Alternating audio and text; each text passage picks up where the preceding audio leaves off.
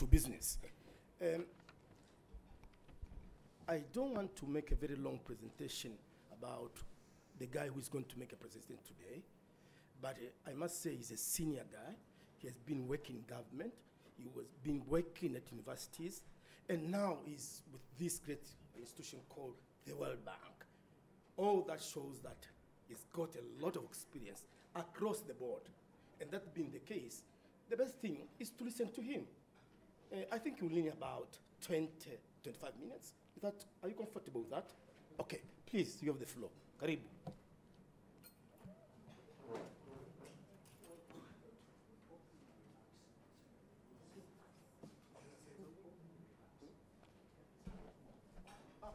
Okay. You know, when the Vice Chancellor told us that there are no protocols here. You told the Vice Chancellor, not the other way around. Okay, now, please, let's have some opening remarks from the boss of the organization. Sorry, madam, we didn't skip you. We can't skip you. Fine. You are so conspicuous. Karibu.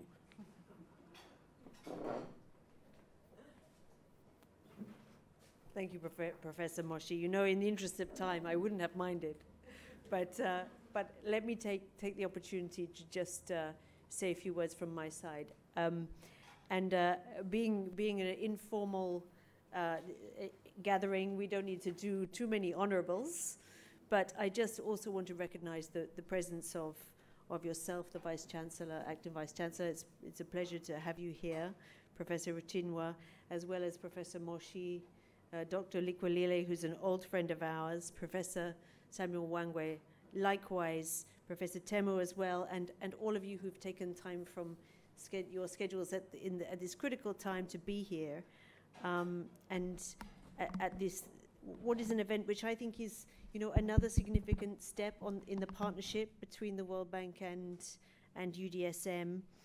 And just a reminder, May last year we had a wonderful debating contest between two groups of students who were debating the question of whether it was more important to invest in infrastructure or education.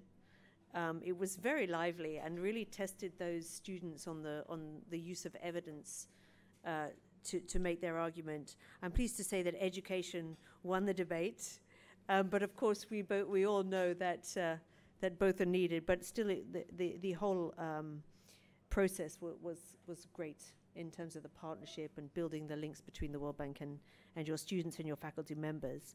Then last November we were pleased to have Albert Zufak, our chief economist for Africa, visit UDSM, and he was actually discussing how investments in infrastructure, education, and skills are key to accelerating growth.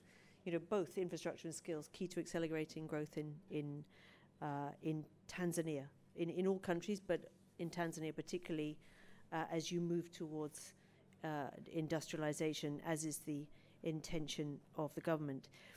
I'm also pleased today then to introduce to you my esteemed colleague from Washington. So Felipe Jaramillo is from Colombia originally. He's worked all over the world, but a lot in Latin America. He's the Senior Director of Macroeconomics, Trade and Investment Global Practice of the World Bank. And this is his first visit to Tanzania. So we're delighted to have him. And it's his first visit to an African country in his current role. So I think we're very honored to have him with us today. Now, Felipe leads a team of over 450 country economists, macroeconomists, as well as trade economists and specialist debt and macro modeling experts, as well as competition, business environment, and investment policy experts who work across the world. So it's an amazingly able and intellectually smart team from whom so many insights can be drawn that inform his work. And he sits on top of that global team. And some of that team obviously are based with us here in Dar es Salaam, who you will know well, and they work with you and our clients here to progress our work in in supporting private sector-led inclusive growth in Tanzania. Now, for the seminar today, Felipe is going to discuss some of the emerging trends and future prospects for the global economy. And as we know, Tanzania's economic development cannot be discussed in isolation of global trends. We know, I'm sure you know better than I, that over 40% of Tanzania's GDP comes from trade in goods and services. So it's so critical, Tanzania's integration with the broader global economy. And as Tanzania moves towards the aspiration of middle-income country status, its integration with the global economy will become further deepened, and global economic conditions will become more important as both a source of opportunity and also a source of risk and challenge for Tanzania. So we're delighted to have you here with us, Felipe, and thank you in advance to Professor Wangwe, Dr. Likwelile, and Professor Temu, who are going to be our discussants today. I'm afraid I will have to leave around 3:30, so a little earlier than expected, so please accept my apologies in advance, but I couldn't resist being with you here for at least a short time today. Asanteni sana.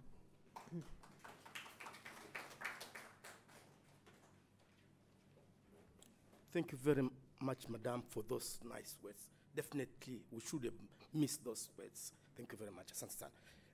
I think she introduced the speaker, so without much ado, may I then invite you to the podium. Karibu, the floor is yours.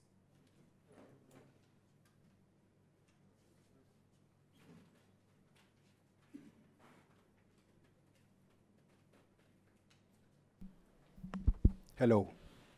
Hello. Can you hear me? No? Does somebody control the... Hello, can you hear me? You can hear me. Okay, good. So, good afternoon, and it's a pleasure to be here with you. Since I am a relatively informal person, I think I'd rather, instead of standing at the podium, talk to you from here. So, I come from Colombia, and I've worked quite a bit in Latin America. And I have to acknowledge I'm very excited to be in Tanzania. It's my first time here. So this is why I want to tell you, since I was a professor for quite some time back in my home country at the National University in Colombia, I come to learn. You know, as an academic, I'm always looking for new things to learn. And I've been here less than 24 hours. I've been learning about Tanzania. I'm trying to absorb as much as possible.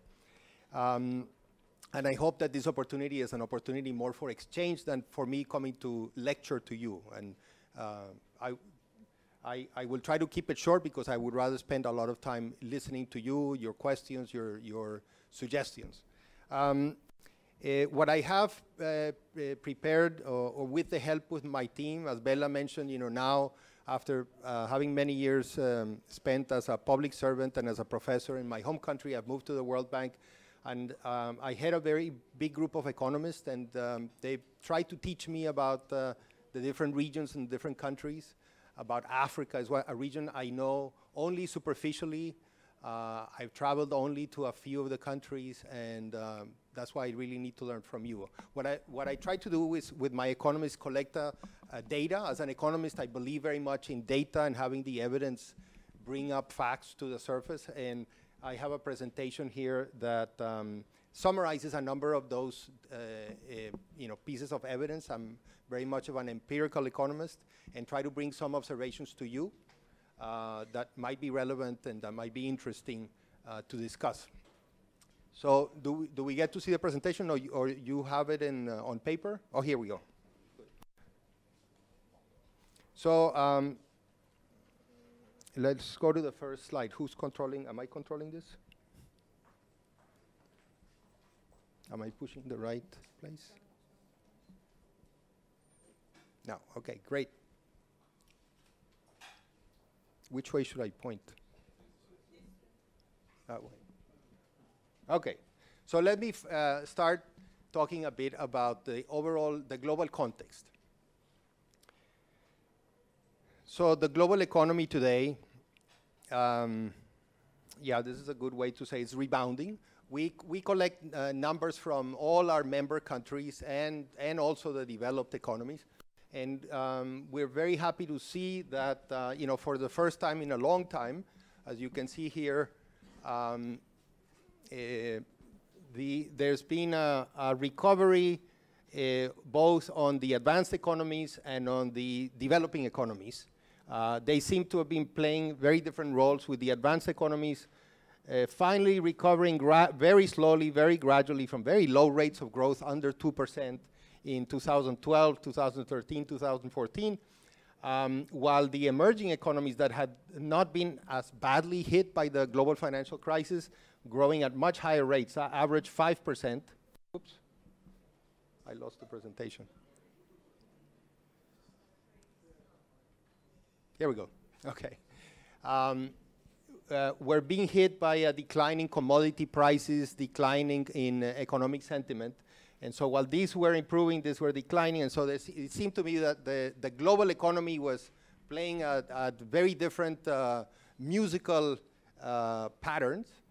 But finally in 2017, towards the latter half of the year, and we see in 2019, both are recovering at the same time. And as a result of that, global growth is hitting 3%.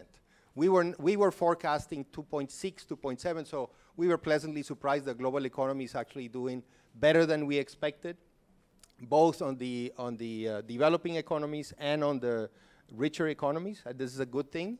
It's a good thing because it provides a very positive external environment for countries to be able to sell their goods, for trade. We follow trade numbers.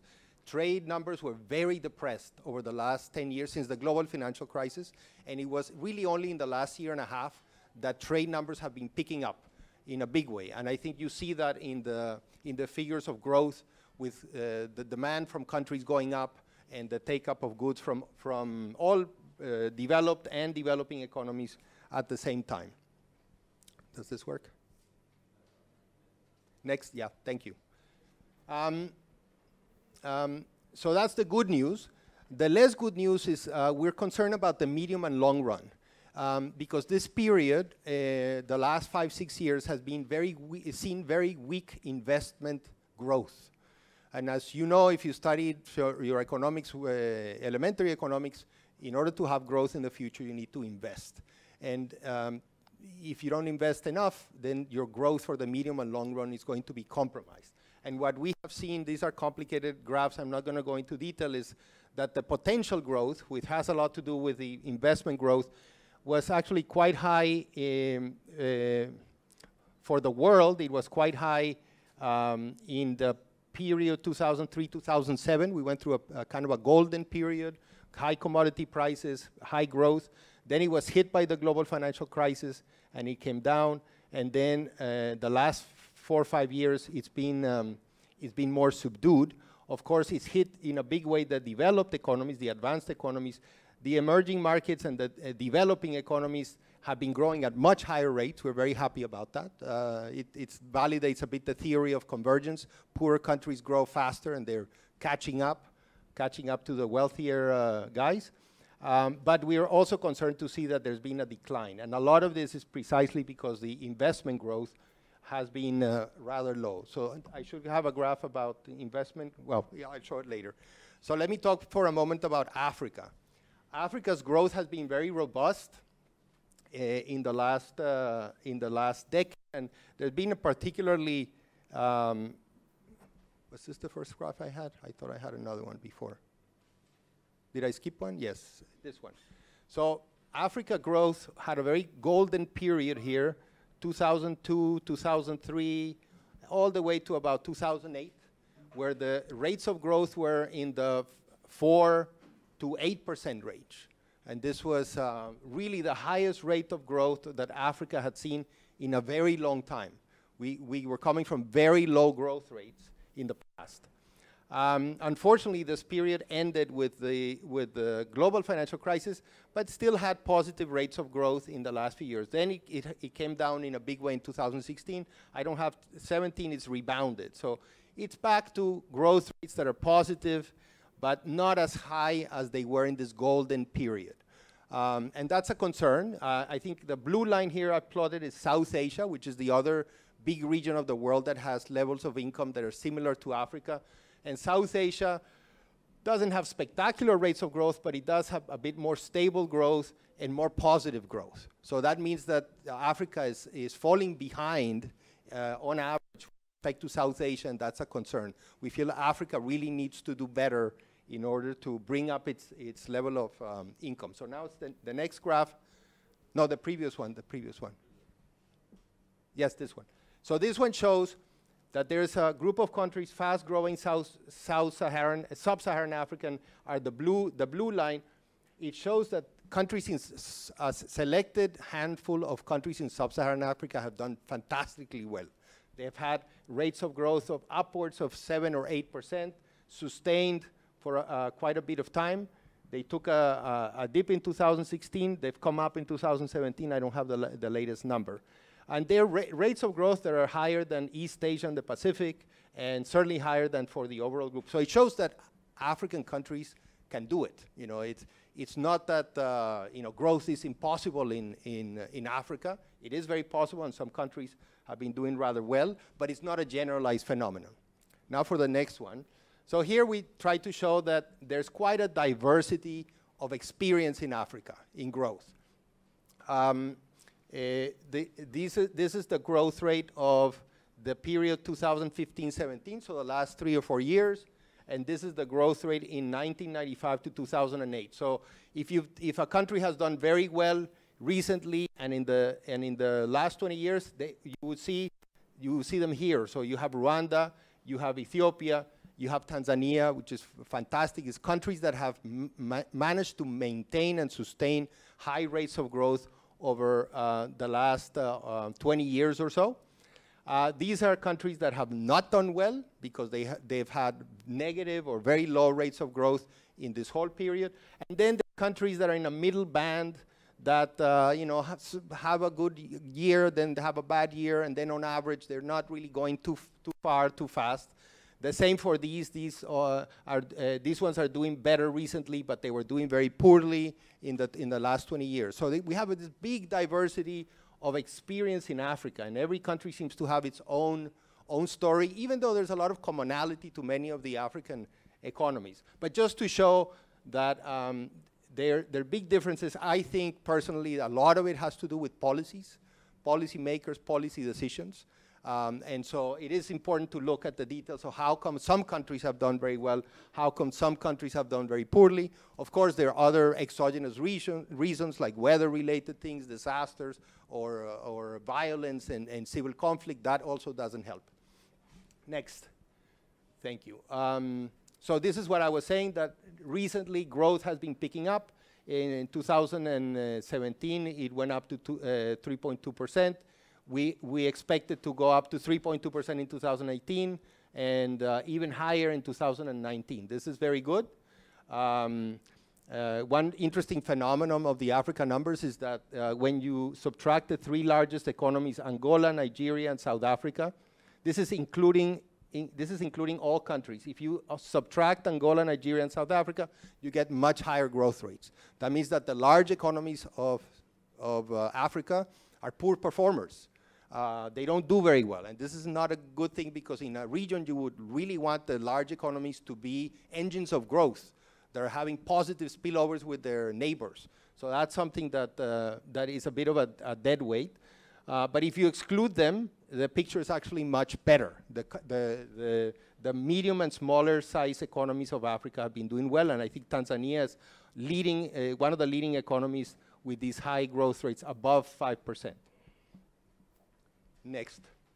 Why do we care about growth? So many people always ask me, why are you so obsessed with growth? Why do you talk about growth? And I say, no, I'm not obsessed with growth. We're obsessed that the World Bank still has a main mission is to reduce poverty, to alleviate poverty. We actually have a target to eliminate poverty by 2030, if we can help countries do that. It's not our duty, it's really the duty of the countries, and we play a supporting role. The reason why it's even more important here in Africa is because if you look at the picture in 1990, Sub-Saharan Africa is the gray slice. So Sub-Saharan Africa had 15% of the world's extreme poor. There were 1.9 billion people in the world extreme poor. this comes out to about 280 million people in poverty in Africa. But it was a relatively small share of the global population in poverty. Now fast forward to 2015, Africa now has almost 50% of the world's extreme poor. This is about 350 million people, so the number has grown in absolute terms, and as a share of the world's poor, it has grown a lot.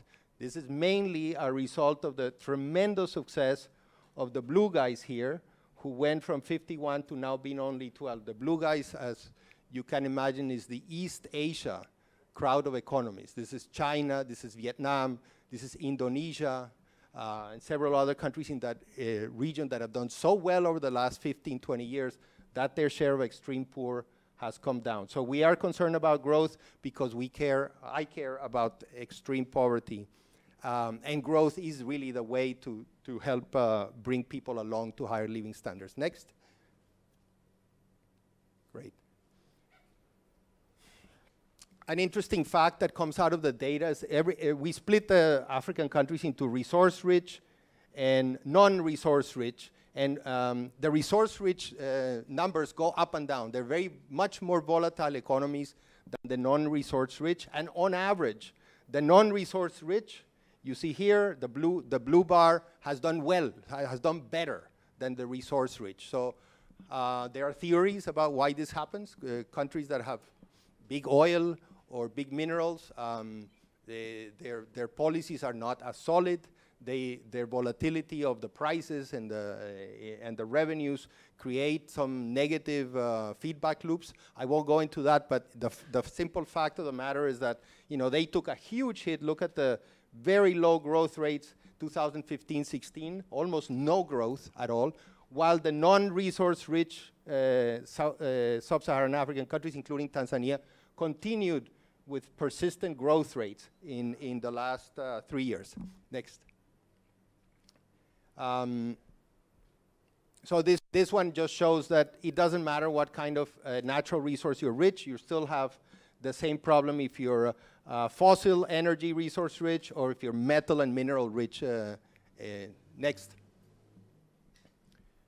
And this one just shows that the growth is very volatile. The blue line is the ones that are metals and minerals, and the growth rate just kind of is very much more volatile than for the non-resource rich is the green line. Next. This has an impact on government spending. In the resource-rich countries, you can see that government spending is much more volatile. In the green bars are the non-resource rich. It's just a very steady, gradual increase from 20% of GDP to now 25% of GDP. This is a good thing. Resource-rich countries, they spend more or they spend less depending upon what's happening with the commodity prices. Next. So let me now have a couple of quick observations on fiscal policy, and particularly debt. We care a lot about debt because in the 1980s and 1990s, many countries, including many in Africa, exceeded their debt capacity, and they became very serious cases of non-payment, not having access to external resources. So next graph. This one shows that they were, for example, the low-income sub-Saharan African countries in 2004, 2007, they had an average of about 100% of GDP in debt. They were highly over-indebted. But then, through the years, in the last 15, 20 years, their debt levels came way down. A lot of this has to do with the highly indebted Poor Countries Initiative, the HIPIC initiative, so the countries got big debt relief, and they managed to get their debt to manageable levels, and they kept going down to record levels of 36% in the period 2010-2014. We monitor this. We worry a little bit so that countries do not get back into this trap of debt, and we're beginning to get a little bit too worried because we see the last 2-3 years, more countries, particularly the lower middle income, going from 40% to 62%. The upper middle income from 25 to 46%. It's still manageable levels on the average. There are 2 or 3 countries that are hitting levels that are beginning to get worrisome, and some are beginning to have repayment difficulties. but we really don't want to get back into that trap. Next. And why are countries getting back too much into debt? A lot of it has to do with primary deficits. That means revenues and expenditures in the government are not in balance. So that makes sense if the economies are not growing well. You know, you want to have some sort of Keynesian stimulus if the economy has very high unemployment, that's fine. But we have seen some countries spend, even when the economy is doing very well, have very high deficits and accumulate debt. And that makes no sense from a simple Keynesian framework. We want to continue to advise countries to try to save in good times so that you can spend in the bad times. Next. One interesting pattern that we have noticed is that in the old days, debt was mainly coming out of the traditional channels of debt, mainly either banks or bilateral donors in the traditional donors club. It used to be called the Paris Club. I think it's still called the Paris Club. You know, it's mainly European, US, Canada, Japan. But over the last 10 years, the share has been moving towards non-traditional lenders, bilateral lenders. And a lot of this has to do with countries like China and others that have been moving into the space and giving loans when they didn't used to give any loans back 20 years ago. Next. Okay, so now let me enter the last phase of my presentation, which is some data and some thoughts about what we need to worry about in the future. Next. So the first thing that I'm getting in almost every country I visit is this concern about the future, about robots, about artificial intelligence. And people ask, are we going to all lose our jobs? Is it true that most jobs are going to become automatized? And my simple answer is no. No, I don't know why we're becoming so gullible and feel that in 10 years all jobs are going to be gone. And I tried to, because I used to read and study when I was a professor, I tried to bring people back to discussions when electricity was invented, when cars were invented, when computers were invented.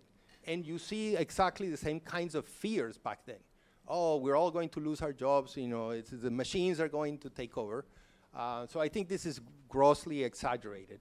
One thing I do agree with is that countries really need to speed up adoption of new technologies. These new technologies are important, and you really want to be in, you know, you need to have internet penetration, you want to have people have access to cell phones and smartphones, because that's part of competitiveness. If you want to be a relevant economy in the world, fighting for trade share, you want to have access to that. And so we have seen that some of these innovations have become very prevalent, the personal computer, the internet, broadband, but there's many new ones that are coming on stream, and countries really need to get on top of them. I've seen, we have a map of internet penetration in Africa, it's still very low. Mobile phone penetration has been going up, but Africa as a whole is still lagging. So this is an area of further work. Next. Services. So there's a big debate going on about manufacturing, with people saying, look, robots, automation are going to take over a lot of manufacturing. I think this fear is still also a bit overblown. It is true that there's a fair amount of works that are likely to be automatized in the next 10 years, but there's still going to be plenty of other jobs and other, including in manufacturing, that will continue. Now, services are becoming a greater part of the story in many countries. Productivity in service industries tends to be higher. So I have seen countries adopt policies to really promote the services sector, to at least be on par with the manufacturing. And there's a big debate going on about this. I don't think we have a final answer on it, but I think it's going to be the debate of the future. You know, how much will countries be able to still participate in an industrial phase towards development, or whether countries should skip ahead, leapfrog and skip ahead the manufacturing phase and go straight into services. I am one of those who thinks that it's neither one extreme or the other. It's going to be probably somewhere in the middle. There will still be manufacturing bases, but they might look different. And part of the technology might lead to automation, part might not. But it's good to be on the leading edge. A country like Tanzania should be paying attention to what kinds of jobs are going where to try to attract the ones that are high productivity and high wage. Next.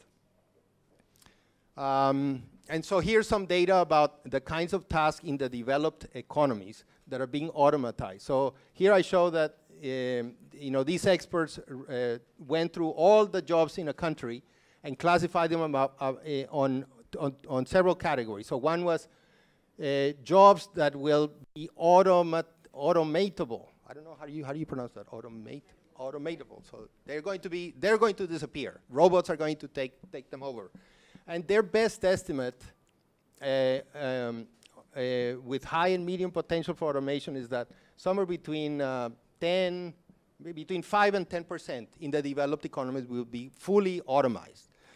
But that's still a relatively small share. And then the blue part means that there will be significant changes in the kinds of tasks that these jobs will carry, but they will not be fully substituted. So this is just some evidence to show that it's not like in 5 years we won't recognize the world.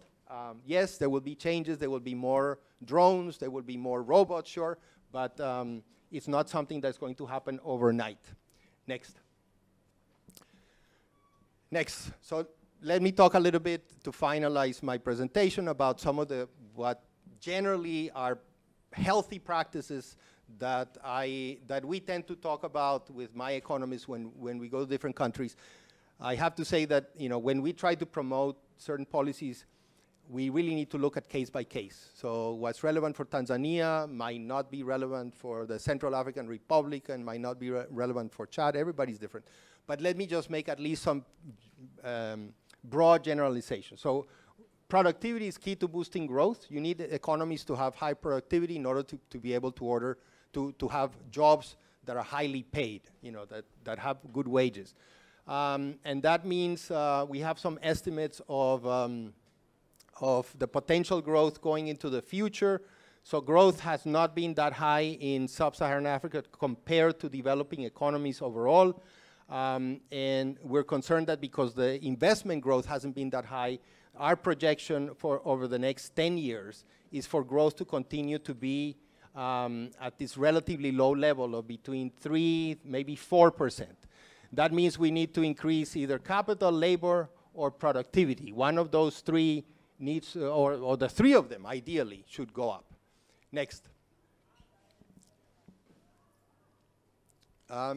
So this is the one that concerns me personally the most, that there was a lot of investment growth in Africa in this period. This is this golden growth period I was referring to, about 2003 to 2007. But look at the last 5 years. The growth of investment has only been about 3% per year. And the rate of investment in capital is a critical factor of medium to long growth. And by the way, here we add two different kinds of investment. Investments in infrastructure and investments in human capital, because they're both equally important. It's not just Africa. I think every region in the world the last 4 or 5 years has invested less. But for Africa to be able to grow more, we really need to boost this rate. This is a big point that I think is significant. What is this? Investment above 25% of GDP across Africa is needed. It's the same point I was just trying to make, and it's just disaggregated between the resource-rich and the non-resource rich. How do you get investment up? So several broad ideas that come to mind. Number one is most of that investment, there's a public share, and the public needs to do its bit in ensuring some basic infrastructure. But most of it, in the end, if you study the countries that have been successful over the last 20 years, the investment needs to come from the private sector. The job creation needs to come mostly from the private sector. So having a good investment climate is something that the World Bank at least has been promoting for a long time. Some countries have adopted great reforms, and they've done very well, and they've boosted their investment. But for some reason, it takes a lot of effort, and many countries still struggle to have an investment climate that's conducive to business regulation. So I think you're aware of this. Well, World Bank publishes this famous ranking, the Doing Business ranking, and some countries have fantastic business environments, and others have way too many barriers and too much red tape for business to operate. I feel that that's something that needs to be addressed. Next.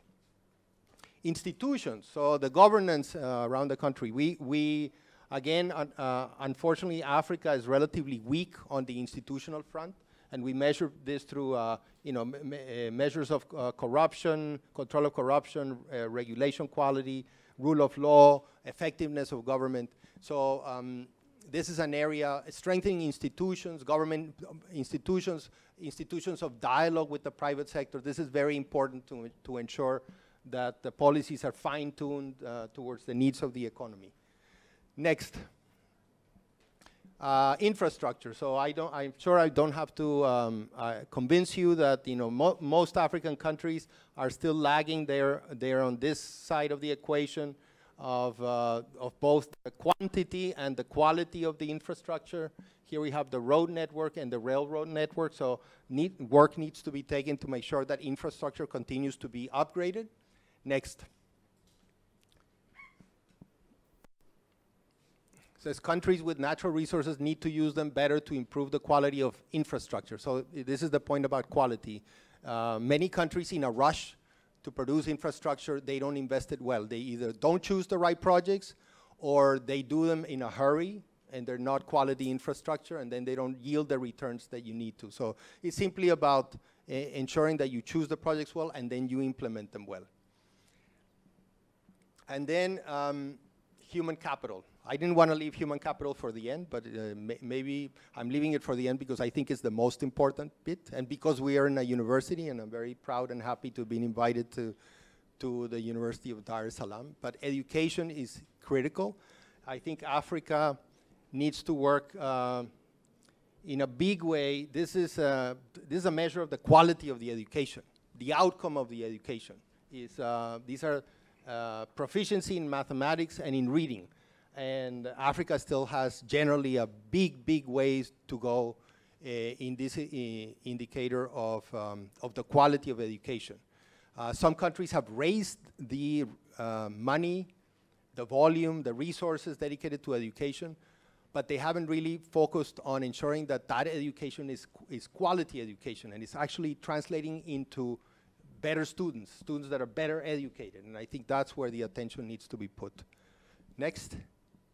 Good, so let me summarize very quickly. So if I did an okay job, these messages should have come across. So in case they didn't come across, I summarized them very quickly. So I said, globally, 2018 looks like a good year. 2017 was improving. We don't know how long this will last. There are risks to the scenario. The Federal Reserve and other central banks may be raising rates, and so there's some uncertainty there, but at least so far 2018 is a good year for the broad global economy. Africa is a very diverse region. Countries that have done very well. Tanzania, fortunately, is in that pack of countries doing very well. The key is to sustain it and maintain it for the long term. Countries that have big resources, and I'm talking about oil or gas or big minerals, at least in Africa, the experience is not so good. And I tell you, because I come from Latin America, that the experience in Latin America has also not been very good. Some of the countries that are wealthiest in oil resources, I don't like to put blame on anybody, but perhaps the wealthiest country in Latin America is Venezuela. And you go to Venezuela today and you cannot believe how the standard of living of the population has declined in such a dramatic way in the last 10, 15 years. People are really having problems having access to basic food. And this is for a country that's unbelievably wealthy in terms of natural resources. As I mentioned, fiscal policy, in particular debt, we're watching this. We don't want countries to be over-indebted and get into that debt trap Tanzania has been doing very well. Congratulations, good fiscal policy, debt levels very manageable. The March of the Robots, this is going to be a very big debate, and we need to monitor and make sure that the technologies are used appropriately. I think it's overblown. I think this fear that there's not going to be jobs in the future is a bit too much, but it's an important debate that we need to have. And finally, Africa needs to act on institutions, on infrastructure, and on human capital. I think that's all. Thank you very much.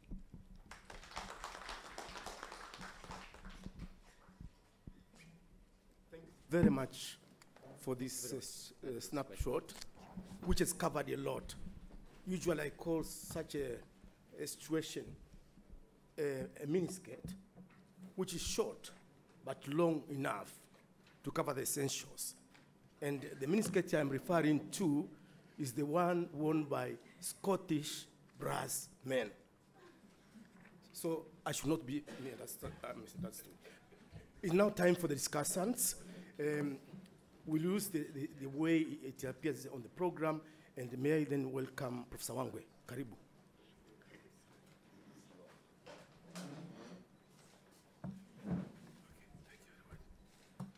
Thank you very much, Philip, for the very broad coverage within a very short time.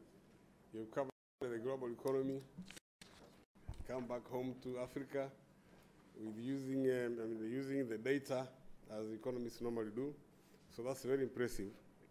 I have only 4 quick observations to make from this lecture.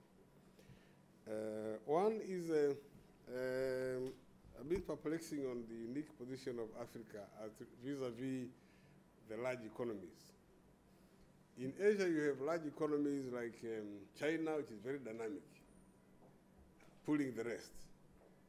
In Europe, you had Germany, France, pulling the rest. In the Americas, you have the US.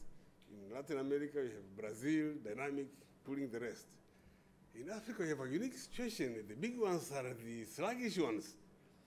Nigeria, South Africa, Angola. Are they likely to drag the rest?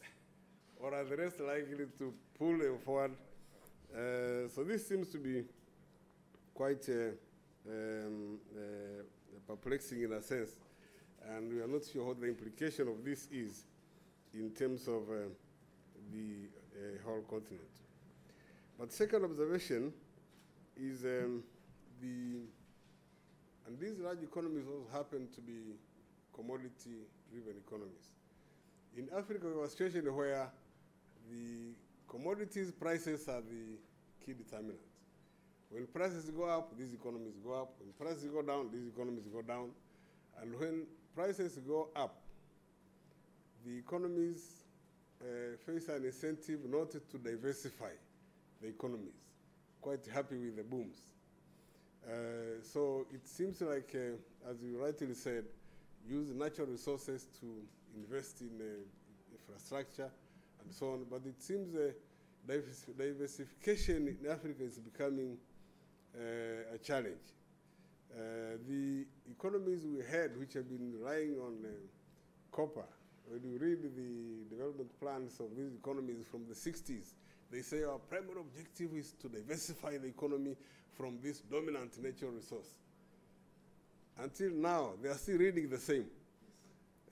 So one says, do you have experience on what is the way out from a situation of this type, where diversification is a song, but it's actually not taking shape. The third point I would like to make relates to productivity. In order to see permanent growth in a more sustainable way, you need the productivity to increase. But when you look at total factor productivity data you give, it shows a very surprising picture, in my opinion. It's quite unstable. Yet productivity, total factor productivity, you expect is constituted of elements like investment in education, investment in R&D, technology, the investment in infrastructure, quality of infrastructure, components which you don't expect to fluctuate so wildly over time. If you've invested in education or infrastructure or R&D, you don't expect it to go fluctuating as we have seen here. So what's really going on? Is the measurement of TFP correct? Or what are we seeing here? Because productivity is a long-term gradual increase, and if it's a decline, it takes time to decline. But this kind of volatility in TFP is rather unusual. It makes me feel that there is something we have not quite understood. Or maybe the data, the way we get this information, there's something we need to understand better. The fourth observation I make is growth, which even in the countries where growth has been reasonably high, like in Tanzania and other countries. I think we still have three main challenges here. It's the inclusiveness of that growth, and therefore its impact on poverty. It's not only the level, but also how widespread, how much it is shared. But secondly, is the source of this growth. Which sectors are really generating the growth, and whether they tell us something about dynamism and about poverty reduction. But third is whether the economies are transforming. The biggest worry we have is the economies do not seem to be transforming. If you look at the main sector, agriculture, productivity is not growing, it's very low. You're talking of productivity growth of 1 or 2%. If you are talking of the services sector, which is a big sector growing, it is the composition of that sector. It's largely very low productivity, informal sector type of services sector. So the dynamism has not actually come into this sector. So when you rightly say whether we shall have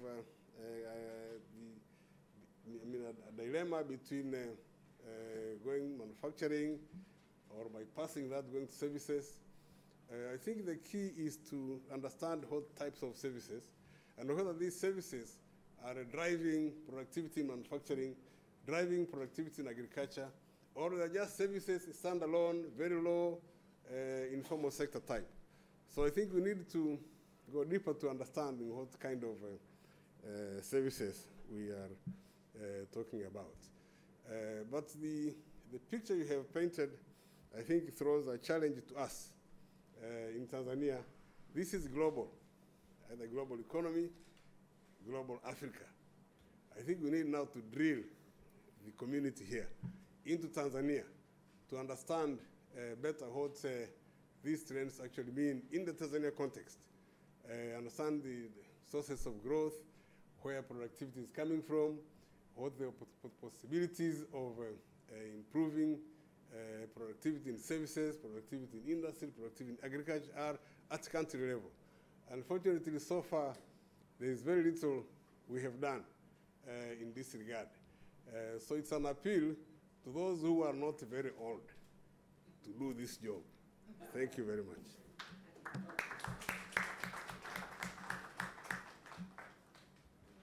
Thank you very much, Professor Wangwe. Context is important.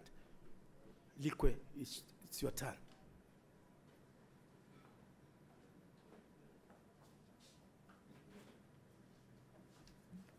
Yeah, thank you very much, Felipe, for the presentation. And I think you highlighted it very well in terms of what are the trends as far as the global economy is concerned. But then I thought probably just come back to Tanzania. What are the numbers? We always talk about growth that has been sustained for about 10 years or so, around 7%. But again, we also realize that recently that growth is actually softening. So the numbers now are basically going down. I think we are talking about 6-something% or so. So the question then would be, so what has happened? Again, that growth that has been for quite some time, it has very little done to actual poverty. Very little. So has growth been meaningful as far as poverty reduction is concerned? I think the numbers we have for 2012 is 28.2% of the people are still in poverty. I don't know what is the situation now. I hope the Household Survey will tell us something. The financing part of investments, again, the public debt is increasing. And I think by 2017, already 37.4%. Although, again, we still say that it's still sustainable. Still sustainable. But I think the numbers are really growing. The numbers are really growing. Look at, and again, the question is, so what do we do? Because now if you look at the global trend, concessional borrowing is really going down. ODA is going down. So now you have to go commercial. The syndication is very, very complicated, and it's very, very costly actually to borrow from the financial markets now. And Tanzania has to borrow in order to invest, and this is the source, which is really, really, really. So again, the question is to the MDBs and the international financial institutions. So what does it mean? What does it mean for countries like Tanzania? Look at the infrastructure gap, huge. Our roads network, the railway. You hear the president talk about investing in the standard gauge and what it means actually in terms of resources. Huge amounts of resources that are required. Where do you get that money? Agriculture, I think Professor Wangezelos talked about that. This is where the majority of our people are. The share of it in GDP certainly has gone down, but productivity, the growth of it is again very, very minimal. So there's a lot still that, look at energy production. I think the total megawatts, 1,500 so far. What are the requirements if you really want to move forward? If you want to expand, again, very, very costly. You look at the Kenyeri cities. Look at the cost structure and how those have been financed. Very, very expensive. Very, very expensive for one to really sustain. Look at the financial sector. Credit to the private sector. I don't know what are the numbers, but I think it has been going down. And this is what we say the engine of growth. And how do they get financing if they cannot get credit from the financial sector? So again, a big, big challenge. I think it was dropped by almost, declined by 1.6%. These are the numbers that, again, reforms, the policy environment. Tanzania invested a lot in a lot of reforms from the late 1990s. The question, are there any policy reversals? Again, I think it's something for us to be discussing. And what does it mean? What does it mean in terms of attracting investments, in terms of the growth? Again, the role of institutions. And I think Felipe mentioned about that. Institutions provide some safeguards in terms of, how you maintain whatever, et cetera, et cetera. So if you are not very good in your infrastructure, if the policy environment is not quite stable, et cetera, what does it mean for competitiveness? And what we want is to engage in the global economy. That's what we want, engagement. It requires technology. It requires that you have an efficient energy mix. It requires that you have policies that really, take you forward, avoiding reversals, mixed signals, et cetera, et cetera. So that's, I think, one of the challenges that we really need to have.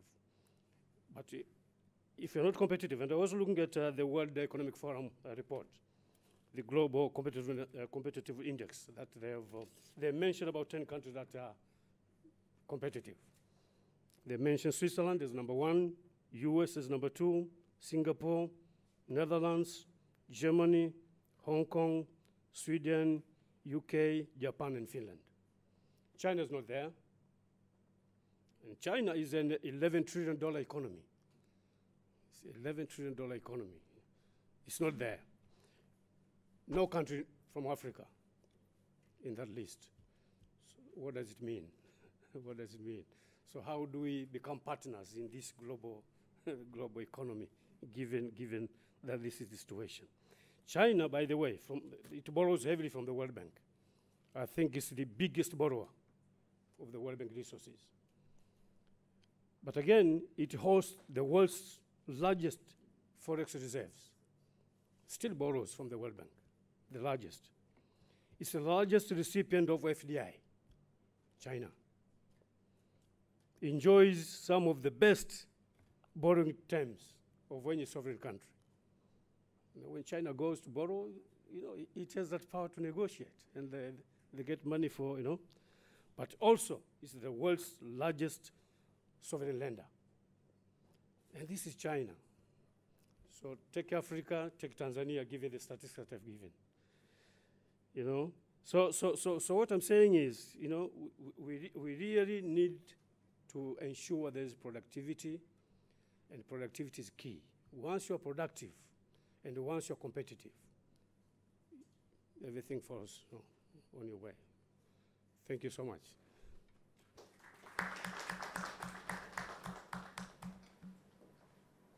Thank you very much. Watch out when you borrow. You borrow for what? If you borrow in order to have a new railway system, nothing wrong about that.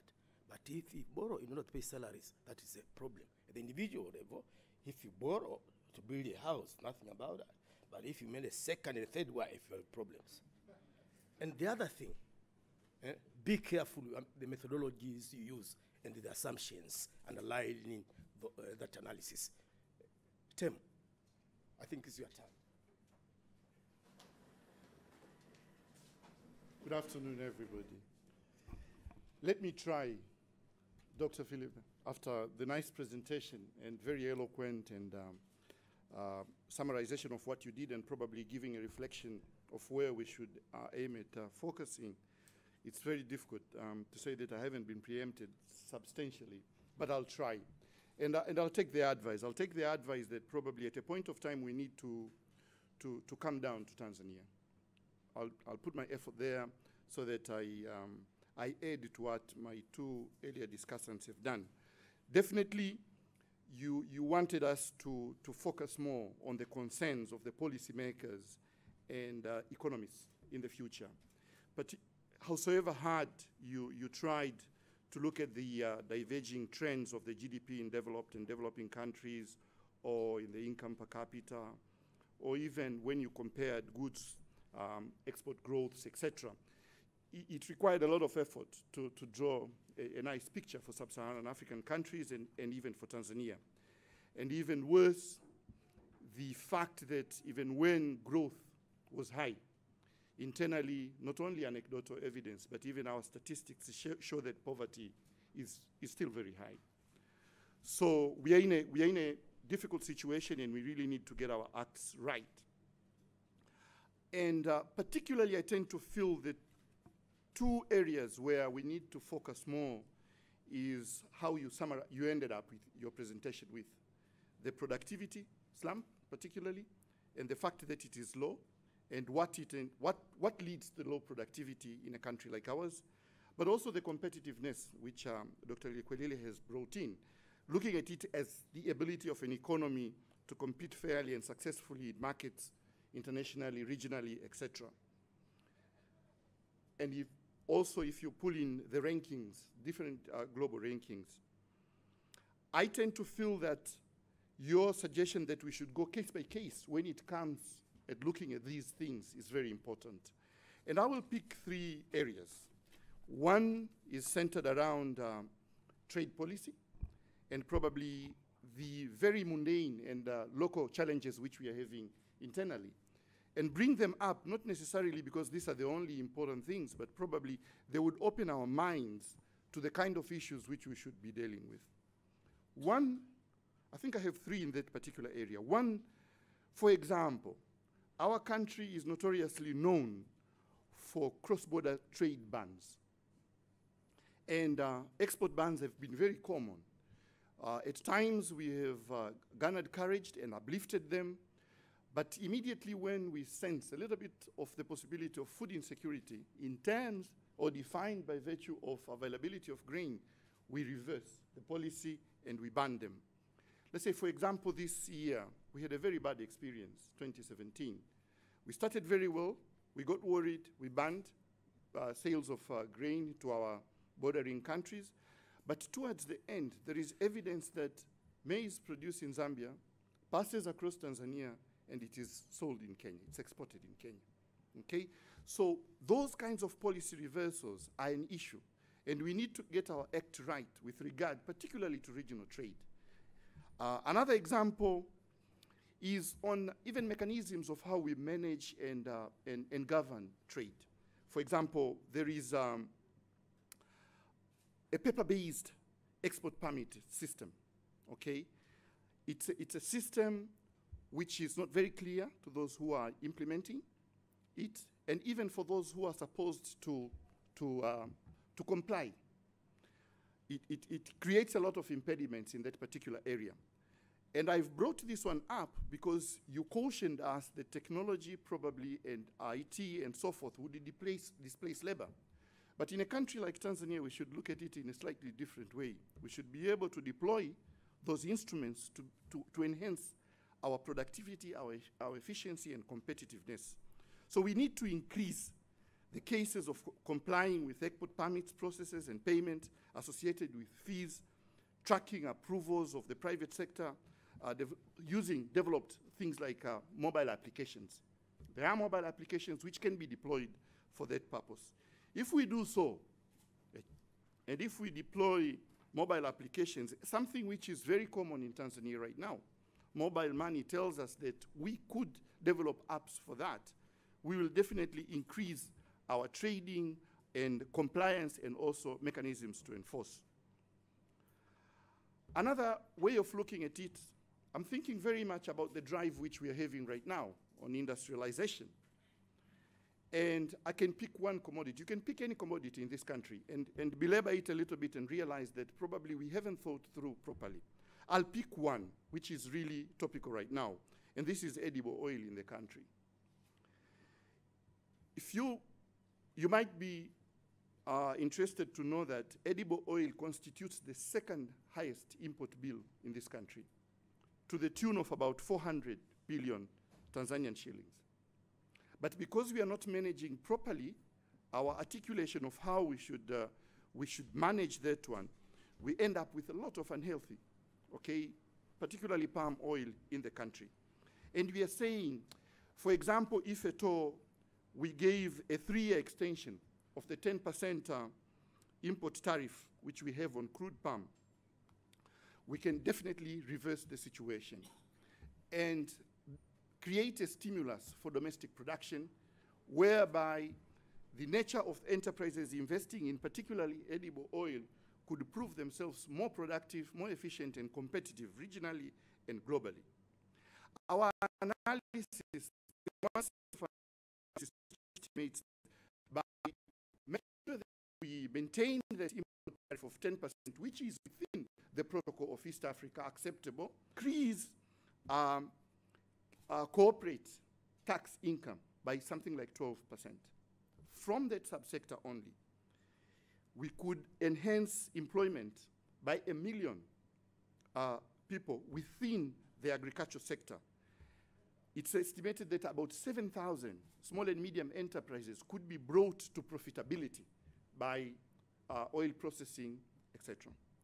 So these are the kinds, I'm just giving examples of policies and probably sometimes going down to micro level, but which, if at all tweaked, could position us much better in terms of productivity and competitiveness. And that is where we should gear our minds and try to work hard. When you mentioned about debt, I thought completely about very much the opposite of what would relieve us from there.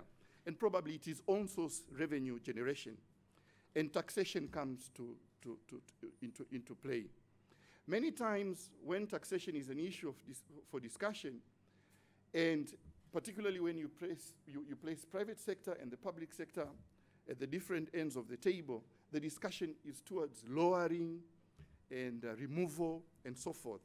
But I think economists and policy analysts need to engage their intellect in a little bit much more smart way in Tanzania to tweak things in a way that it's not only removal and reduction, but to achieve. I'll give you some examples. For example, when VAT as a mechanism for taxation was introduced in this country, it was seen as a magic bullet, but it was administered across many kinds of business transactions to the levels that it has ended up being a disincentive in some. One particular area where we have practical experience, and probably it is important to analyze its effectiveness, it's the way it is being applied in the financial sector.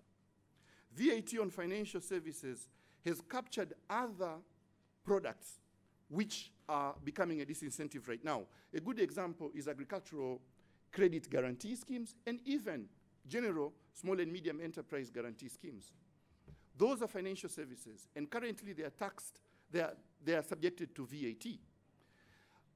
Guarantees are there for purposes of addressing a challenge which Dr. Likwelile has mentioned, the volume of commercial credit going to productive enterprises. So lowering or removal or administering VAT in a much more careful way, identifying exactly where it would leverage development, productivity, and competitiveness, it is something which we should look at. Again, I have an example around taxation, which brings in the technology and the fear which probably you have tried to lower amongst us, is that amongst issues which have been very topical in these countries are EFD, electronic fiscal devices, and they've brought a lot of fuss. And the management of taxes, particularly because of the hurdles posed by EFD, have been a big issue, but they shouldn't. For example, my advice is that we could fast track and approve private sector developed mobile applications again. So it's technology. Let us not fear it that it will remove labor from the economic activities, but it can enhance, and we could use the apps which have been developed in mobile phones to issuing receipts across the board. Okay, taxation compliance will increase, expenditure patterns can be more accurately tracked, and the future revenue base will definitely expand. Lastly, I would like to echo Dr. Likwelile's fact with regard to access to finance. And I will reduce the amount of words which I wanted to use there. But particularly, I'm thinking about a sector which really is sensitive in Tanzania, and this is the agricultural sector. Even if we are thinking about industrialization, you'll realize that it would be manufacturing for which substantial amount of the volume of the raw material would come from that sector. But this sector is starved of agricultural, of lending. And a lot of effort were made to establish an agricultural development bank, which at the beginning it was estimated that it would require capitalization to the tune of about 600 billion.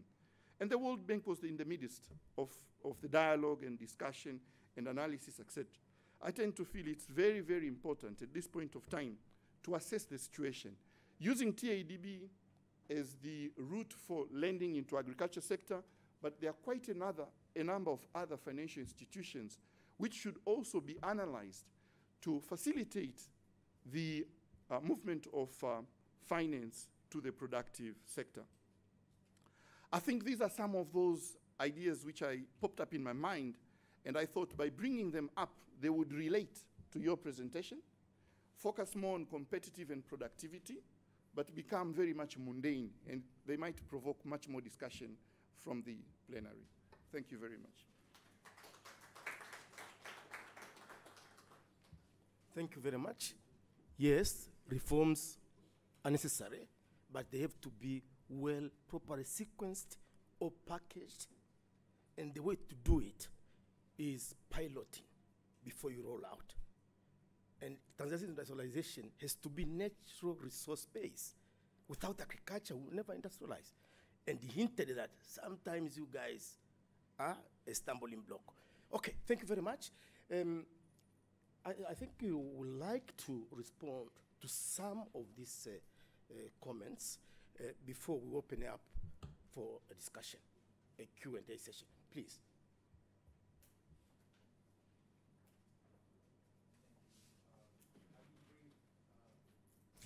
Because the comments have been very rich, and I thank very much Professor Mangwe, Likwelile, and Temu for their comments. I learned very much from them. I agree with the bulk of what they said. Maybe just two further elaborations. This is not easy to do, but the experience of the last 30 years, 40 years shows that countries that were able to come from low levels to high levels, and I include there, of course, South Korea, Taiwan, I include China also, who's been the latest success, were countries that managed to do, number one, managed to compete in global markets with new products that they didn't used to produce before. I think that's a part of the key to success. Number two, attracted, all of them, a lot of FDI and a lot of good knowledge, and as I think most of you suggested, leverage new technologies, new knowledge, to become players in very difficult global markets, competing against the top powers in there. So I think a strategy of success that I haven't yet seen any African country push hard needs to bring in those elements, needs to be quite open to either foreign investors or local investors who are willing to fight in global markets. The ultimate test of success is to be able to place your product in competitive markets. And that in Latin America, we paid the price because for over 4 decades, we felt that we just needed to be protective of our industries, and that industrialization would happen by having high tariffs and non-tariff barriers. And we finally learned that lesson painfully in the 80s and 90s. I think we're now moving to a new model, but we I think most countries feel like they missed the boat. Well, the East Asian countries, many of them were much poorer back in the 50s and 60s, and they just went straight past us. So I would look for sources of the, I think it was Professor Mangwe about diversification, was it? I lost my notes now, but one of you was making the point that lack of diversification is an issue, and I fully agree. But I would push very hard on new products, new ideas, bringing in technology and sometimes foreign expertise and foreign capital. And then the final point I will make is I fully agree, I think, with Professor Likwelile and Temu about credit.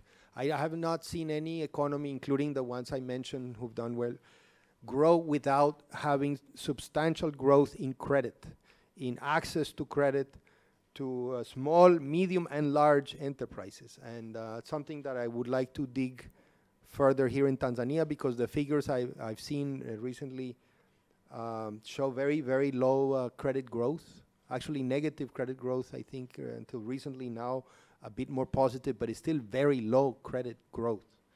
And that's something that I find concerning, not just for agriculture, but broadly speaking. I think an economy to grow needs to have a strong financial sector that provides the financing for investment, for working capital, and that is a kind of grease that is required to make sure that development happens, and that's something that needs to be developed.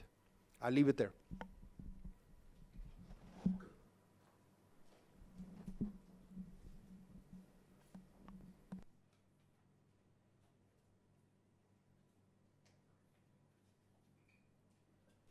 Thank you very much. I would like this juncture now is a Q&A session, and I have requested the Vice Chancellor to lead us for the next 20 minutes. Mr. Vice Chancellor, sir. Thank you very much. Now it's your turn. The floor is open. You are welcome to ask questions. primarily to the main presenter, but if there is anything that struck you, the discussants will be readily available to respond. Yes, please. Could someone help with mic?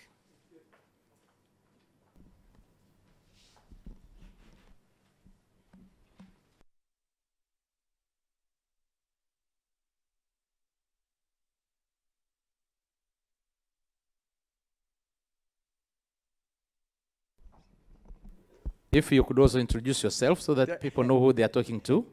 Yes, but I was going to apologize on technology. You know, the thing was not switched on, apparently. Delphin Wakasira is my name, associated with the University of Dar es Salaam. Thanks a lot for the main presenter and the discussants on this very rich coverage. I have a brief question, and that is to recognize the importance of a point you made earlier, that the so-called, the phrase you use is resource rich, that the non-resource rich countries were performing better than the resource rich countries. I would say that's a very important conclusion for economic policy making in Africa. And I like it because it's based on African data to that extent. But I was wondering whether you have, taking that into account, very important, taking that into account, whether you have anything else to say beyond the so-called Washington consensus, beyond liberalization, stabilization, all that. What policies seem to be underlined by that conclusion, but taking into account, because it's really based on African data, and I like it very much. Thank you. Thank you. In the interest of time, we'll take a couple of questions before we respond, please. Up there. Thank you. I'm Natu Mwamba from the Department of Economics. I thank the presenter and the discussants. What I want to make is not a question, rather a comment. Looking at what was discussed, I agree in almost all of the things, but I want to focus on human capital. I think on human capital, what we really also have to leverage is the youth dividend that we have. I think in Tanzania now we have roughly around 800,000 youth getting into the labor market. So I think youth, we need to capture on this dividend that we have. And what I look at is that we have different levels in terms of skills and education. So when we talk about the natural resource economy, we also talk about the upstream and downstream. So definitely some of this can be absorbed into the downstream, whereby they can be trained, and I believe something is being done according to the policy, so that we have this labor being involved in this different. Of course, you can also have youth in agriculture, but agriculture has to be savvy in different ways, particularly in technology. So for the human capital, the youth dividend is something that we should look at, because that's where you talked about the SMEs, and credit availability is a constraint, but it can be made available. The other thing that I would like to just mention is that productivity can be increased in terms of industrialization where we are going, but we also, in a country like Tanzania, we also have the, the social services in terms of health, education, water. Those are three services that are really, I would say, not enough in terms of we're kind of inadequate. So we also have to look at that. These three social services increase productivity indirectly, but they also have to be focused. We are investing in large infrastructure, of which they consume a lot of money, but we still have these social services that have to be looked at, and being looked at will imply that their productivity that we are focusing on industrialization can also be attained. So those are a few of my thoughts. Thank you. Next.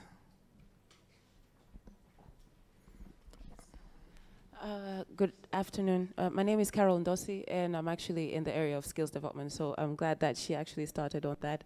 But mine is also a comment, and just to follow up on what she was saying, tapping into the youth dividend right now. For us who are on the ground and are dealing with skills development, our worry right now is not so much in line with what you said, because I remember when I walked in, you were speaking about human capital and how we should not be fearing, losing our jobs to robots and technology.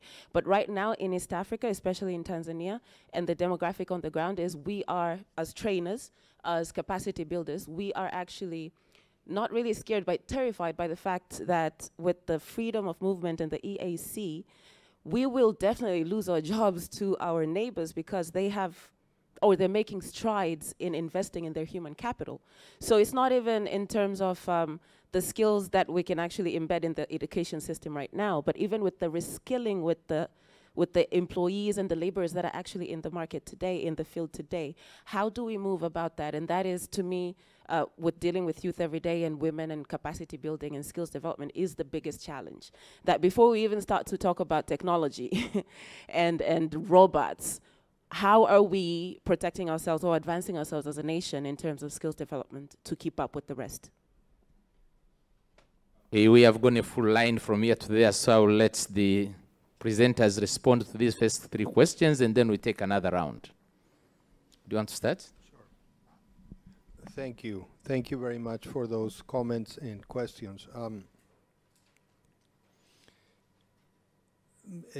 So maybe just one general point that tries to tie them all together. I think your question about the poor performance of resource-rich countries, particularly in relation to other economies that don't have oil or big minerals doing much better. So the data says that the explanations, I think, are still hypotheses, and they do depend on digging deep into each case study to understand. My uninformed and admittedly still ignorant position from being somebody from elsewhere, but maybe applying the knowledge I have from the other regions I know more, is that often, not always, but often resource-rich economies that have a lot of oil or a lot of certain valuable minerals do not manage that wealth well, particularly when the wealth is overwhelming for the strength of the institutions and the management in the country. And by that I mean, when you take out the resources from the ground and you have millions of dollars in this wealth, the countries that have done well are the ones that have strong institutions to invest that capital into either human capital, and this is where I agree with the last 2 comments, the human capital, which is ultimately the real rich and resource of each country, or infrastructure, which is an important type of capital for development and for creation of reputation of being a peaceful country with well-educated people. They managed to attract a lot of FDI. Lots of foreign investors have come in. It's the only country in Latin America that has a plant that produces microchips from Intel, because they have good engineers and they have sophisticated minds.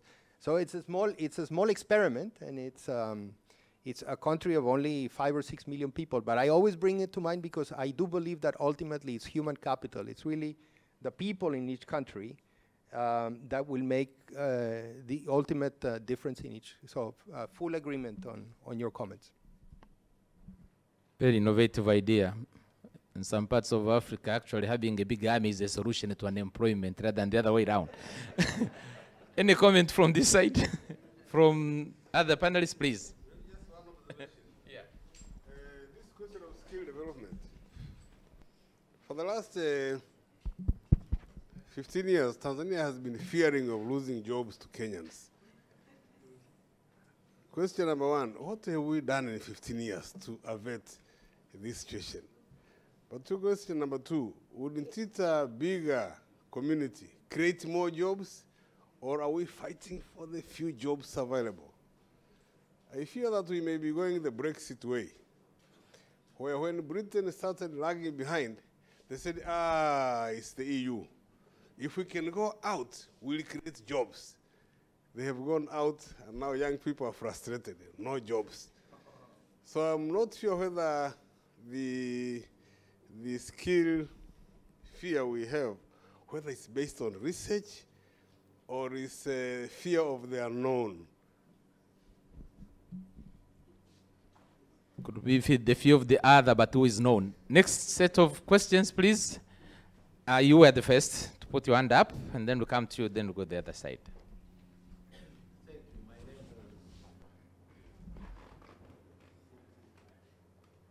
My name is Dr. Christopher Dunia from the Center of Economics, Open University of Tanzania.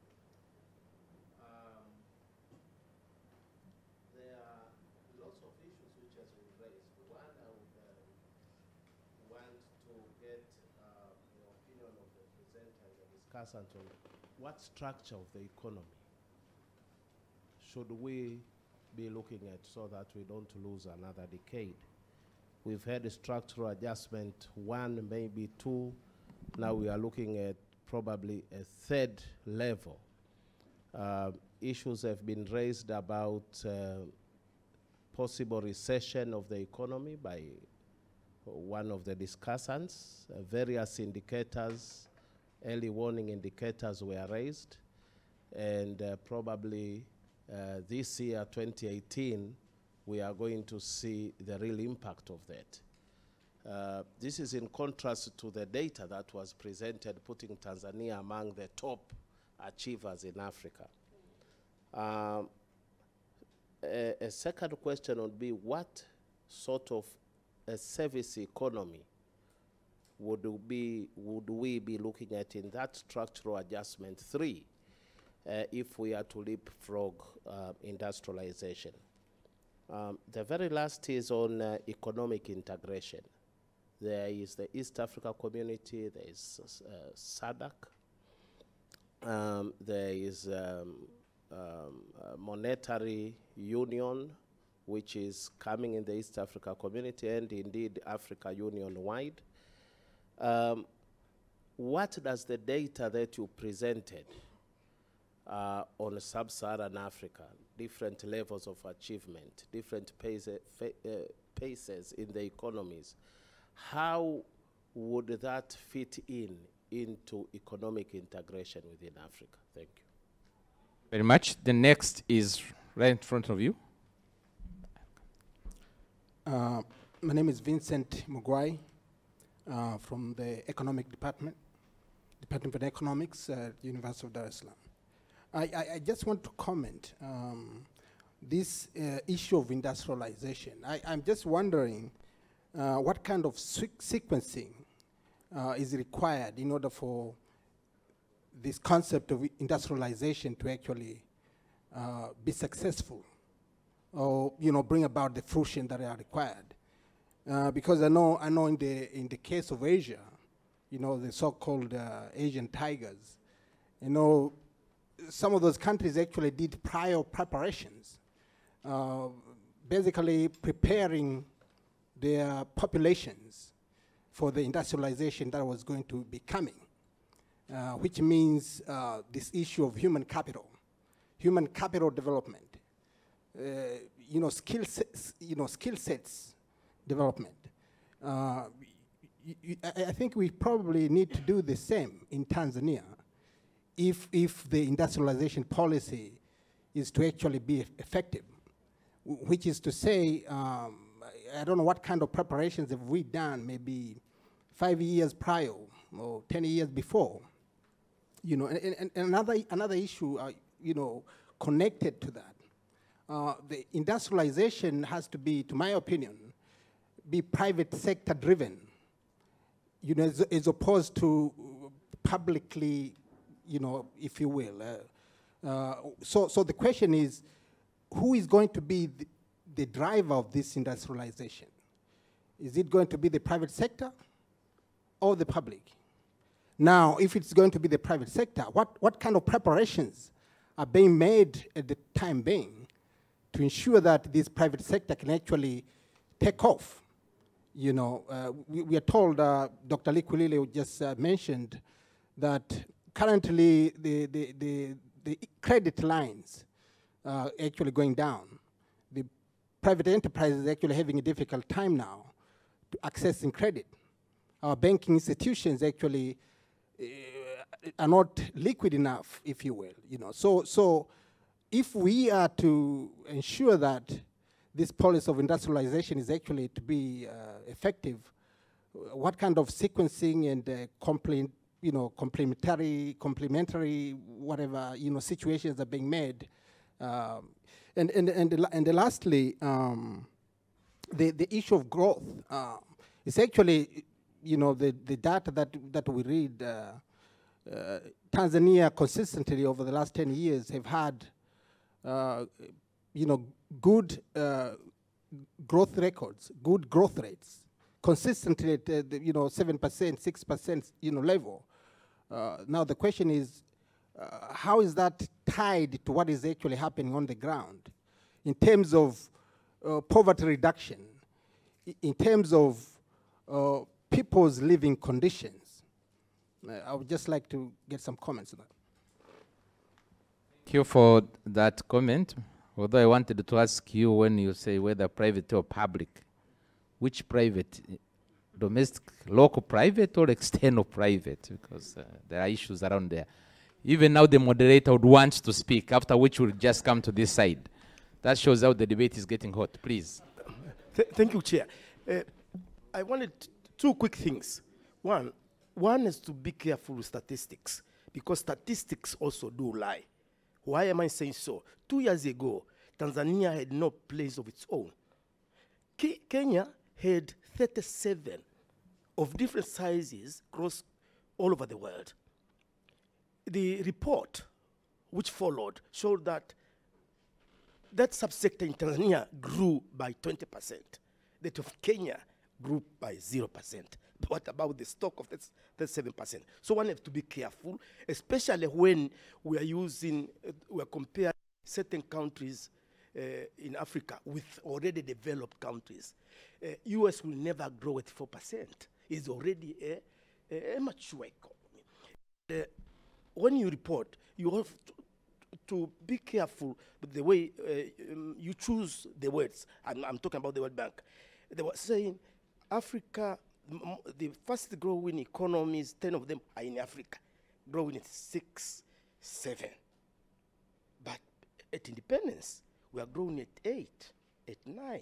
And if the others were growing at 12, how are you going, what kind of superlative are you going to use for that? That's one. Secondly, since 1980s, we've been working side by side with the World Bank. In some cases, you are carrying us on your back. And 40 years down the road, we are here, we are. I could recall also that some of the template for managing resources in Tanzania, it was a template from the World Bank with 3% royalties, with 20 years of tax holiday, because of the wrong assumption that Africa is the same. And now you're coming here, you're telling us what has happened. You want to throw the blame to us alone, to our governments alone. But my friend, we are together. What went wrong on your part as well? One question, right from, no, behind you. He had his hand earlier on. Unless you have given up. Right at the back. Yes, come. And then we'll get response and then take another round.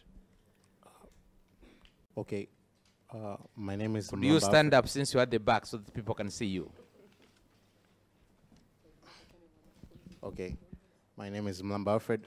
I'm a student here at the University of Dar es Salaam, pursuing finance studies.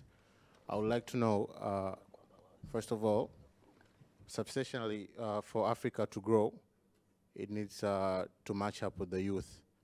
Now, for poverty elevation. Now, I would like to know, what does the World Bank stand up for the youth in participation and engagement throughout, so that they can match up with the Africa's growth? And also, throughout your discussion, you provided us with a guideline of how Africa had been since the 1990s, but you did not give us the full remedies of what should be done. So I would like to know what should be done in order for Africa to match up its growth and in relation to the subset, which is the youth. Okay, now we'll invite the presenter to respond to the 4 questions that have been put across.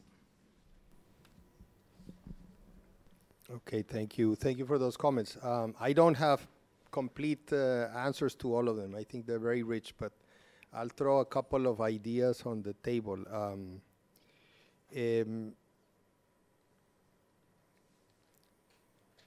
So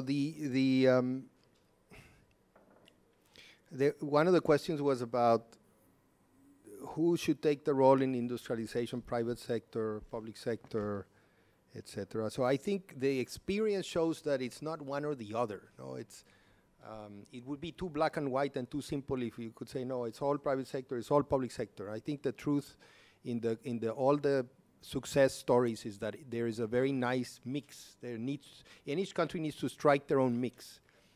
I have not seen a country develop just based on public sector effort, and I have not seen a country develop based exclusively on private sector effort. Even private sector requires a set of preconditions, as some of you mentioned.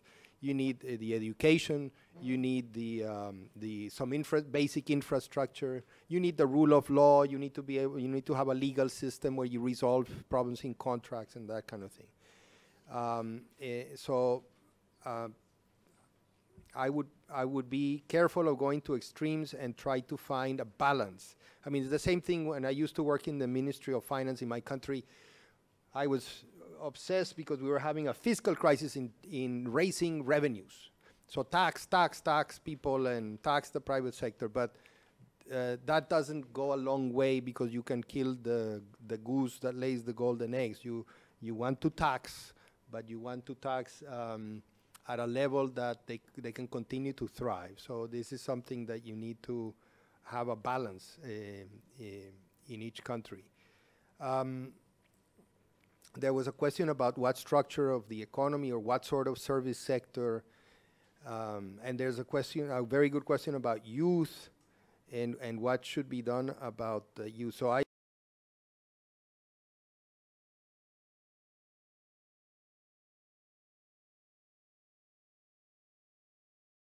the youth gets the skills, the preparation to be able to come into the world and be able to have a productive engagement, hopefully either get a productive job where you can apply your skills, or if you are daring, be an entrepreneur, start small, have hopefully some access to credit, set up your own shop and hopefully succeed. But you did ask, I mean, there was a little bit of a contradiction in the last couple of comments because he was asking for what the remedies, what should be done. And our moderator, who has been great today, also said, but the World Bank gave us too many remedies and they didn't work. And so fortunately, I was not in the World Bank at the time. So at least I don't feel part of that blame. And I personally do feel that it is up to every country to decide what remedies and what policies they want to apply. It's ultimately up to their sovereign authority. The World Bank, at least today, and the World Bank I've been working on, it's a large think tank, has a big advantage that it sees the experience of many countries, brings this experience to bear, but it's completely up to every sovereign country to decide what part of that evidence, what part of that experience to apply, what makes sense in their own particular setting. So I really do not support any further idea, and I will not be a part of the World Bank coming to impose, you know, you must do this, you must do that. And if it was done in the past, I hope it stays in the past. That's not something that we want to do. Instead, we want to bring the positive experience of countries who have done well even the cautionary tales of countries that really did not do well and why they didn't do well, and bring it to you. But it really is up to Tanzanians to decide what's the best policy for Tanzania. Thank you very much. We will take the last two questions. We are almost out of the allocated time. Who wants to be the... Yes? My name is Zaveri Loitama. I'm just an empowered citizen, as an ordinary empowered citizen. One question for my brother Philippe. I was just curious about this Costa Rica case. Without the army, how would the elite rig elections? And I mean, it strikes me as very interesting, you see. I was just saying, without an army, how can the elite feel comfortable, you know, in their houses, you know? I mean, it must mean, you know, it must need some further thought. The second point is for my colleagues, Tanzanian economists. I was just thinking about the innovations as well as the question of new products.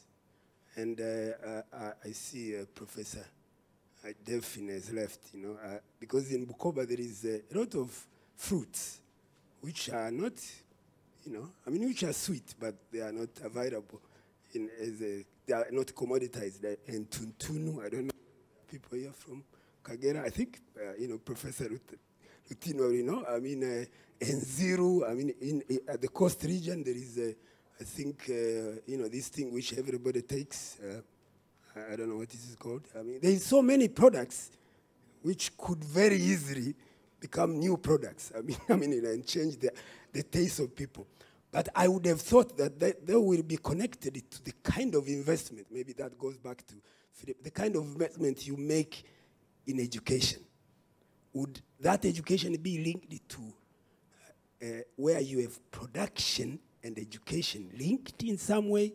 I mean, would you allow, for instance, to invest in primary education and secondary education, which is linked to, say, producing on a small scale initially these new fruits, you know, I mean, which are sweet. I mean, you know, I mean, even I seen, you know, and this is my last point, you know, even in Bukoba now there is this senene, these small little insects.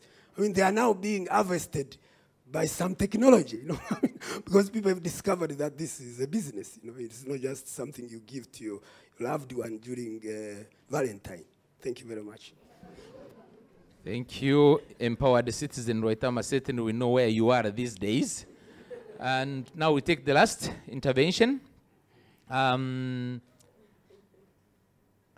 Gosh, making the last choice is very difficult. I'll give it to you.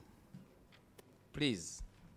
And then you'll be able to respond to these issues that have been raised. They are too local for him to respond to. Thank you for the presentation and the remarks, everyone. I think first I need to introduce myself. My name is Andre. I am a country economist at the International Growth Center for the Tanzania program. I think I'll direct a question to you, Felipe. You mentioned that you see that the services sector is overtaking manufacturing in terms of productivity in many cases.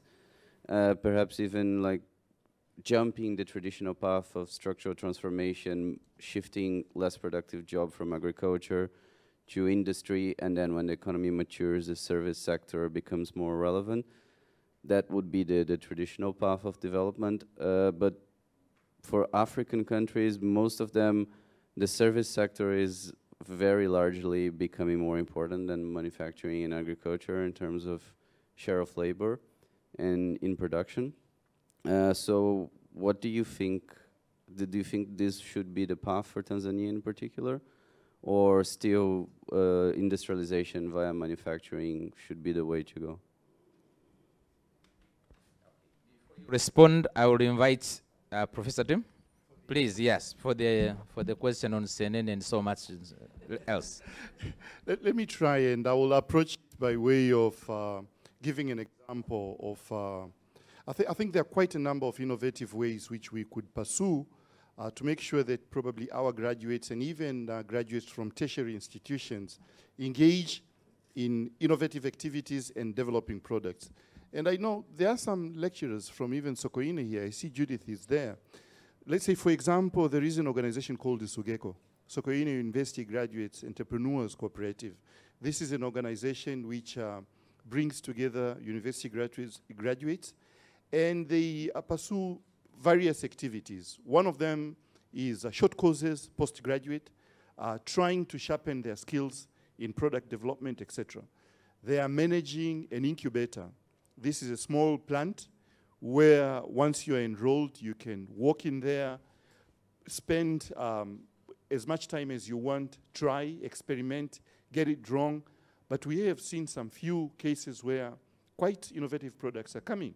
If at all you walk into Food Lovers in Dar es Salaam here, you would find something like kids' packs made up, biscuits made out of things like pineapples, etc. These are dried pineapples, which if at all you drop them in water, they bubble up and become a fresh pineapple. They're very nice for kids. But I've seen a number of experimentations going into essential oils, extracting oils from very traditional plants which are here, and they're tested variously for medical use or even for nutrition use. What I'm saying is that within the education system which we have right now, we could innovate post-graduate education, or even within the curricula which we have, we could start tweaking them to cultivate, planting some elements which would enhance innovativeness. The most important thing is that it should be blended together with entrepreneurship skills. These products don't fly if at all at the end of the day they don't find their positions in the market and end up being an income-earning, lucrative, major, significant income-earning activity to those who engage in it. There are other initiatives. I know of the Agribusiness Incubation Center, nurtured by the private agriculture sector support right now. This one targets not necessarily graduates from university, but small and medium enterprises which are struggling with their products. And there are quite a number of product lines which are coming there. So it's not something which isn't happening, but probably your concern can be interpreted that can we direct substantial public resources towards buttressing the efforts which are there on the ground. Thank you very much. Now I invite Felipe to answer the other question, please.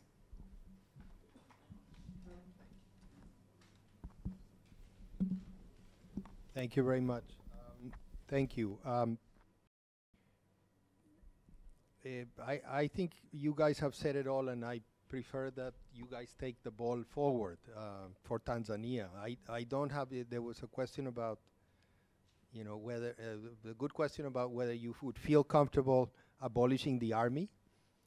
I don't know. I ask you, how do you feel if you abolish the army? I don't know. Costa Rica is an interesting, they abolished the army in 1948, and not since have they ever had any serious conflict of any kind. I fully understand why, but it's been a fabulous, positive story of a country that put all that money into youth, into education, into innovation. It's probably one of the most innovative economies in Latin America, and unleashed the creativity that I think you need to do something similar, in at least in unleashing the creativity. Whether you feel comfortable, that I leave up to the Tanzanians. Is not my recommendation. I think it's the only country I know in the world who has done that. But I think the principle I wanted to show is just a commitment to youth, to human capital, to education from the society. And then the final question is the tough one. I think I hope I didn't come out across as saying that you should leapfrog services and go straight into leapfrog manufacturing, going straight into services. What I tried to reflect is a debate, a global debate that's been going on, that that some countries seem to be going that way. I don't have a recipe here. I don't have a remedy here, and I don't think we should impose one. I think my personal view is that agriculture might seem old-fashioned, but productivity in agriculture is still critical, and that one should not forget that agriculture is still a place where there's a lot of employment, where productivity is low, and where productivity can be increased, and where you can improve the living standards of a huge amount of the population. So please focus still on agriculture. That's still an important sector. And then I think every country should feel free to experiment, be it in attracting sophisticated manufacturing through FDI, or in trying to jump to some services. You know, the world changed. When I studied economics back many years ago, I don't want to tell you when, there was kind of a clear path. And then things have changed. And it's very hard to come up with a hard remedy. So I think observe, try to learn from the countries that are doing better, and try to adapt to your realities. I think Tanzanians should be making the policies in Tanzania.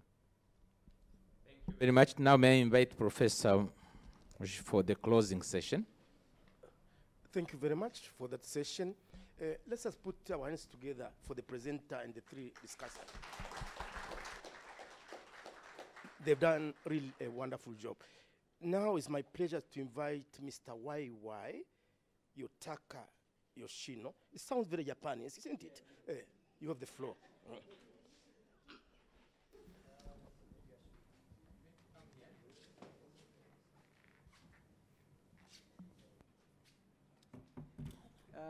Thank you very much. I don't want to take much of time. Unfortunately, my boss, Bella Bird, had to leave this room for putting in the regional context and the implications for Tanzania. Very rich discussions coming from Professor Temu, Professor Wangwe, and Dr. Likoleli. Thank you very much, and all of you. I think what is clear today is that growth is not just a number about how much GDP has grown in the last 1 year or 2 years. It's about what's behind that number. And I think we managed to unpack